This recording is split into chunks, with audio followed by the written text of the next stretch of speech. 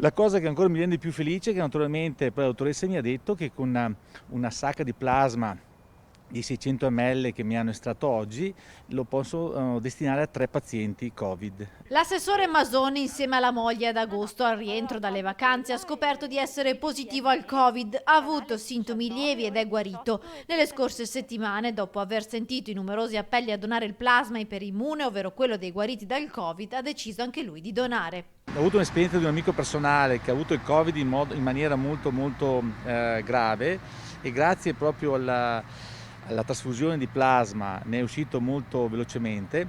La testimonianza dell'amico curato con il plasma e la consapevolezza di essere stato fortunato ad aver superato la malattia senza conseguenze non hanno lasciato spazio a dubbi. Paolo Masona ha chiamato subito i numeri dell'USL ed è stato contattato in pochi giorni dall'ospedale di Campo San Piero. Si fa il classico prelievo del sangue come fosse una classica donazione di sangue, solo che entra in un macchinario e questo qui naturalmente lo elabora ed ne trae il plasma. Dura un po' di più, diciamo anziché i 10 minuti dura circa mezz'ora, 35 minuti, non si sente nulla. Quando fai qualcosa che possa essere di aiuto ti fa star bene, ecco.